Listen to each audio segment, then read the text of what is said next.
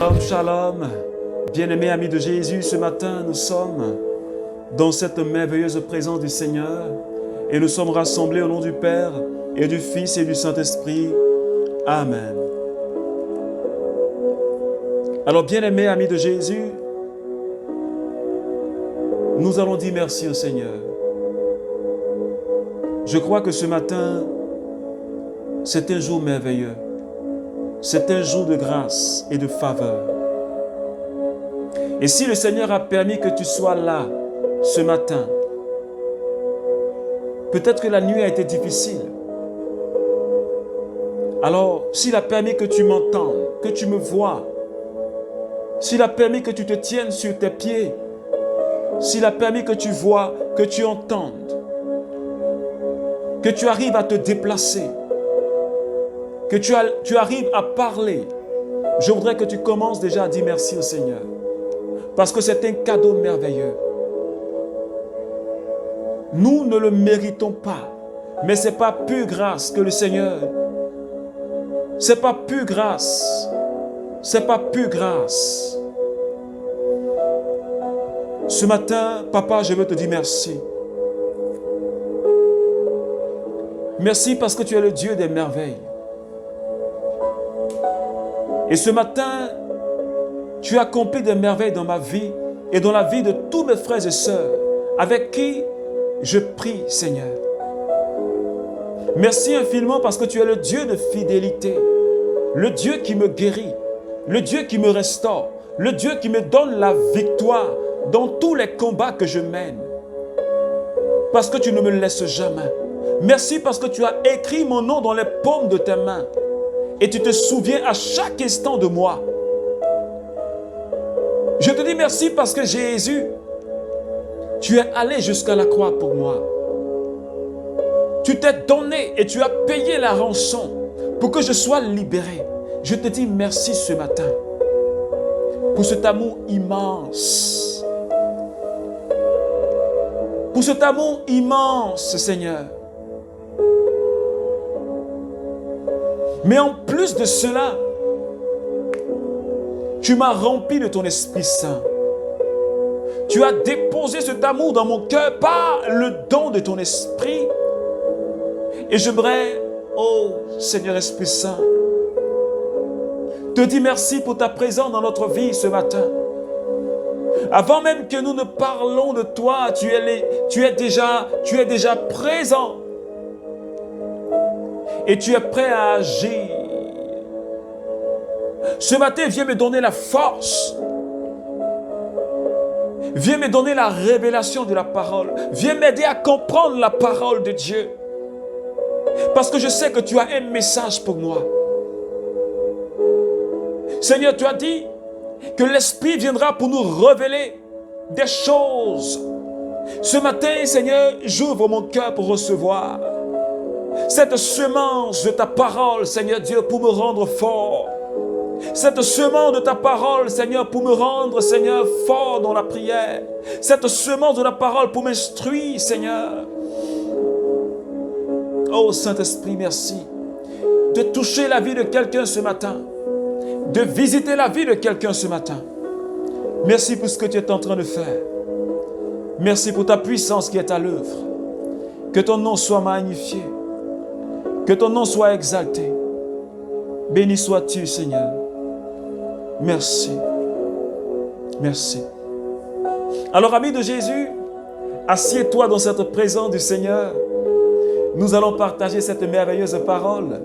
Parce qu'aujourd'hui, je sais que le Seigneur a quelque chose de merveilleux pour moi. Il a quelque chose de merveilleux pour toi. Et sois prêt. Sois prêt. Juge chapitre 16, à partir du verset 4.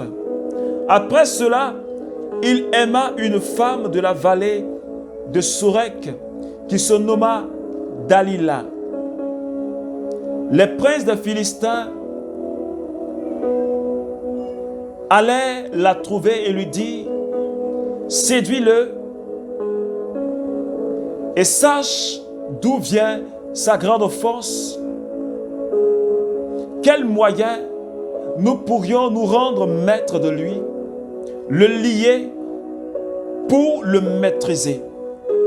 Parole du Seigneur. Juge chapitre 16, à partir des versets 4. Alors, après les événements de la mort du beau-père de Samson et de sa première femme, j'allais dire, il s'est remarié avec une autre, une fille de Philistin qui s'appelle Dalila. Et les Philistins sont allés voir Dalila pour lui dire: séduis le cœur de ton mari, séduis-le, pour qu'il nous dise d'où est-ce qu'il tire sa force et comment est-ce que nous pouvons le vaincre, comment est-ce que nous allons le lier. Et Dalila a séduit, elle a séduit Samson. Et Samson lui a livré le secret de sa force. Jude chapitre 16, à partir des versets 18. Dalila comprit alors qu'il lui avait ouvert tout son cœur. Elle fit appeler les princes et les Philistins et lui dit: venez cette fois, car il m'a ouvert son cœur. Et les princes des Philistins, chez elle, l'argent en main, elle endormit Samson sur ses genoux, appela un homme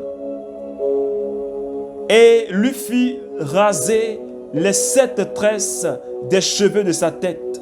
Ainsi, elle commença à le dominer et sa force se retira de lui. Samson a livré son secret à cette femme. Et il a perdu son pouvoir parce que c'était un vœu, le vœu de Nazir, le naziréat. Il ne devait pas raser ses cheveux, mais il s'est laissé embobiner par cette femme. Et l'Esprit du Seigneur s'est retiré de lui. Quand Samson s'est réveillé, il s'est rendu compte qu'il était lié.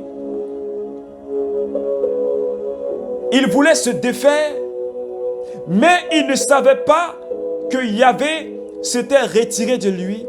Les Philistins se saisirent de lui et ils lui crevaient les yeux.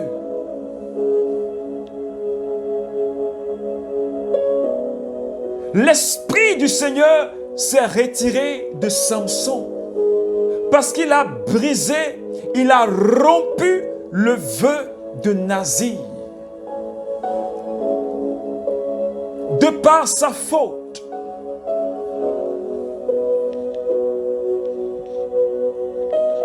Et la femme a été un problème dans la vie de Samson.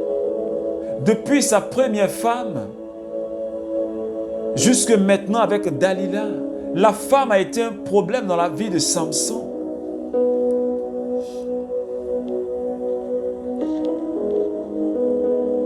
Parce que la première femme qu'il avait en Juge 14, c'était pareil. Et il s'est laissé séduire. Il s'est laissé détourner du Seigneur. Et avant cela, au chapitre 16, du verset 1 jusqu'au verset 3, la Bible dit qu'il se rendit à Gaza. Il vit une prostituée et il demeura chez la prostituée. Il avait un problème véritable avec la femme. J'allais même dire, c'était son point faible. Et c'est là que l'ennemi nous tape. Il connaît nos points faibles et il nous déstabilise. Et pour Samson, c'était la femme.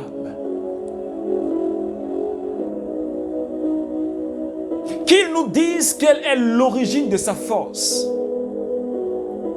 Et il a livré son secret. Il a rompu, il a attristé le Saint-Esprit. Éphésiens chapitre 4, le verset 30 dit: n'attristez pas le Saint-Esprit, par lequel vous avez été scellés pour le jour de la rédemption. Et le plus souvent, toi et moi, amis de Jésus, nous attristons tellement le Saint-Esprit par nos attitudes, par notre comportement,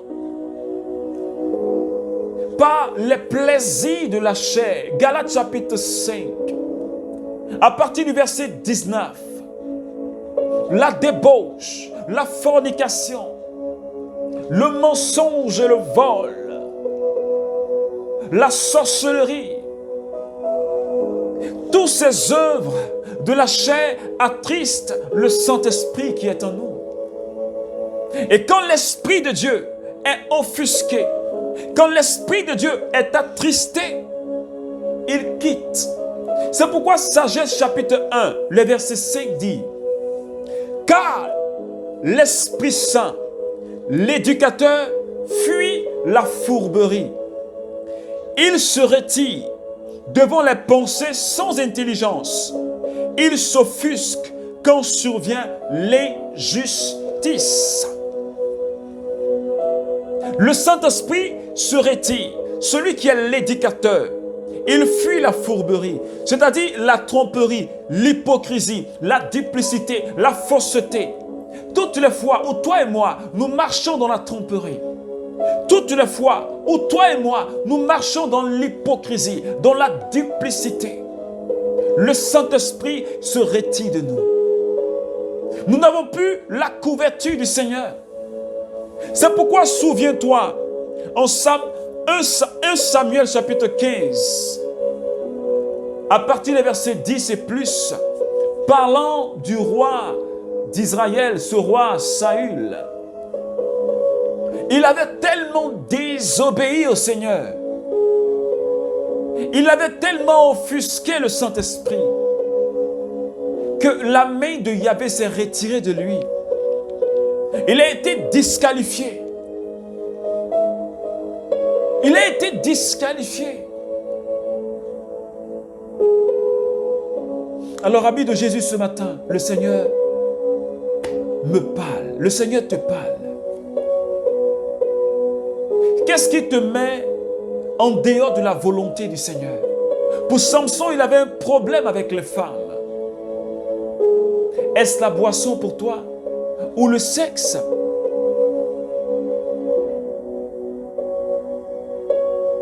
Qu'est-ce qui te fatigue, toi? Quelque chose auquel tu as du mal à te séparer,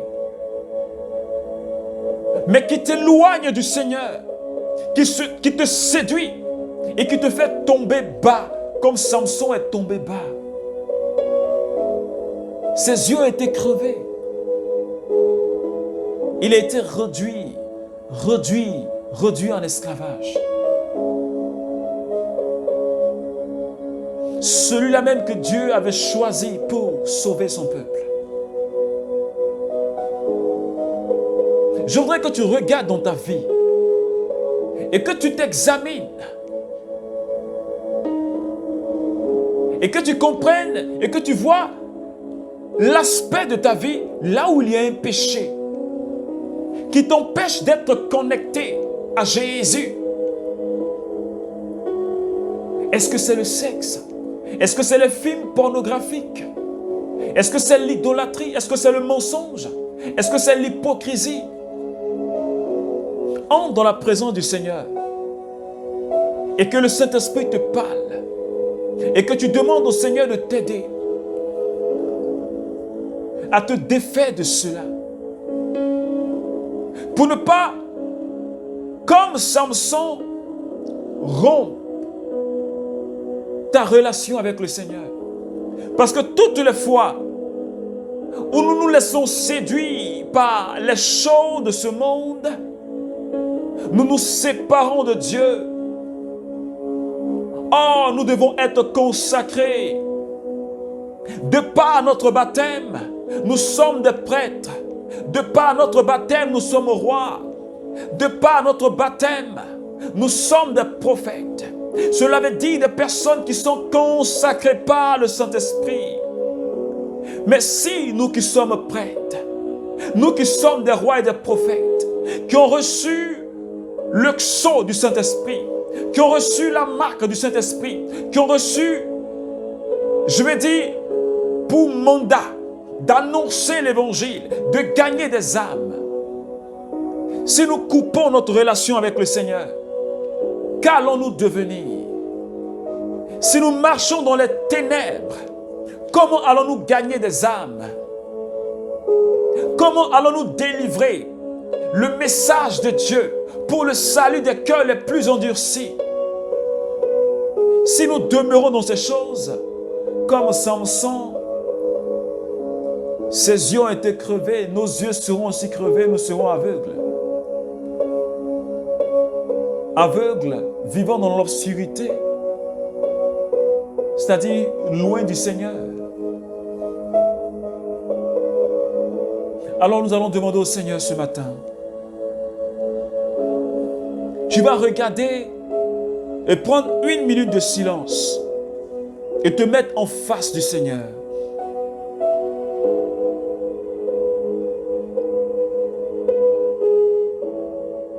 Qu'est-ce qui te détourne de Jésus aujourd'hui?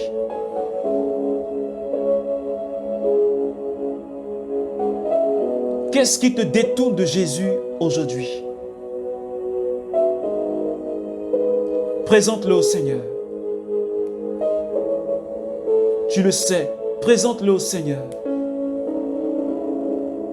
Peut-être que tu n'as pas assez de force pour t'en défaire, mais demande cette force au Saint-Esprit ce matin.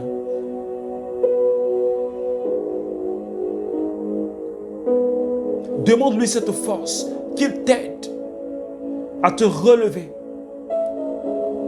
de cette séduction qui t'empêche de te connecter à Jésus et de bénéficier de sa grâce et de grandir dans l'esprit et de faire des exploits avec lui. Seigneur, merci de me donner la force et de donner la force à mes frères et sœurs. Merci infiniment ce matin. Que la gloire te revienne, que la puissance te revienne, que l'honneur te revienne. Merci Seigneur.